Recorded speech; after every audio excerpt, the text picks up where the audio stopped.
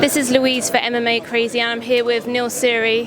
How are you feeling? Obviously, you made the announcement that this is going to be your last fight. So how are you feeling coming into this fight, being your last? I'm feeling great. Really up for this fight. It's an interesting fight I've got ahead of me. So, yeah, I'm feeling good. And what prompted the decision for this to be your last fight? I just made a decision that this stuff doesn't go on for. It has to come to a halt somewhere along the line, and I've enjoyed every minute of fighting in the UFC and fighting in general. It's just come to a time that I just want to spend more time at home with my kids and stuff, and try to do something else.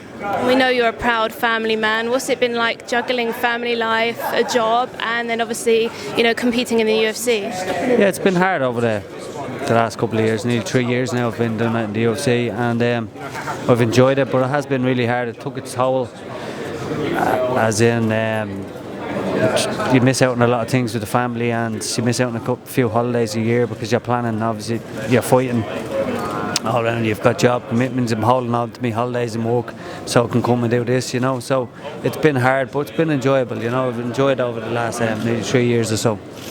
Looking back, what would you say was the most kind of like standout moment for you, or the most memorable? Probably my first fight. I enjoyed fighting Brad Pickett. I loved that experience. I went in with nothing to lose and everything to gain. I lost the fight and gained everything either way, So I enjoyed that. I enjoyed Vegas, even though I didn't win. The Stockholm win for me was big. Chris Beale, another a good scalp to take. It was 10-0 at the time, and I went out there. A lot of people wrote me off before the fight, and I bet him, So it's been a great ride. It's not over yet. It'll be over on Saturday, but I've enjoyed every bit of it. And isn't that weird though, that the guy that you replaced in your UFC debut, you're now facing in your final fight, which is Ian McCall? So what did you think when they put forward that opponent for you? I actually wasn't thinking about it like that, because Ian was scheduled to fight, and he had 2 pullouts, and it came around that he called me out when he was there, when he had his last pullout. He didn't call me out. He said he knew I would turn up to fight. Here I am, on way, ready to fight. So he knows I turn up to fight. He wanted to fight. It was great to be called out by such a high-profile fighter. He's ranked number 5 in the world, and I'm going to go in there and give him me all to beat him. So obviously you said that you're going to be fighting last. So are you really going to bring it? How are you going to enjoy this last fight?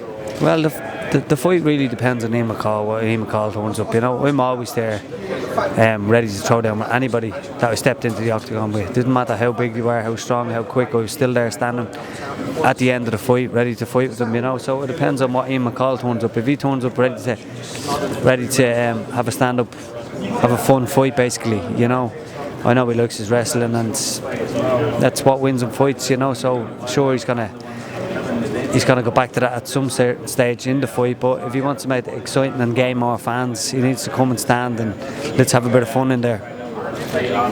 And were you disappointed with this not being on the main card?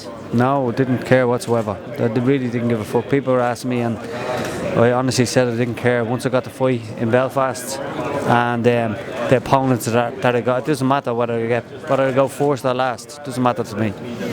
And you had a tough fight in your last fight against Horiguchi when we saw you back in Rotterdam. Yeah.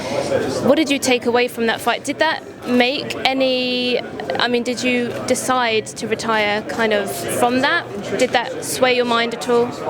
No, not really, but a lot of people asked me before the fight, what if I beat Horiguchi, and what's next and stuff like that, and I come out with the saying, like, I had to beat Horiguchi first, I wasn't thinking about stuff like that, I could have been fighting for titles. It was all bullshit unless I beat Horiguchi. I didn't beat Horiguchi, he was so quick, so strong,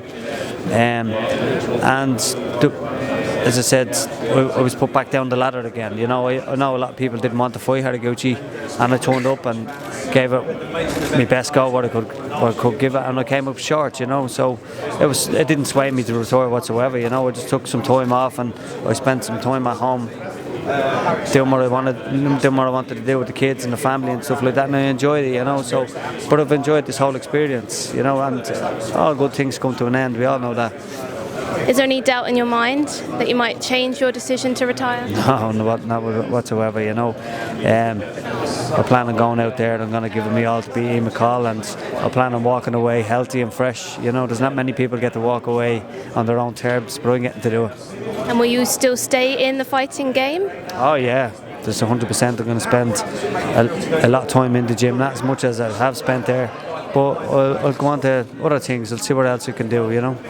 All right, well, we look forward to seeing your last fight in the UFC. Thank you for talking to us. Thank you. Thank you.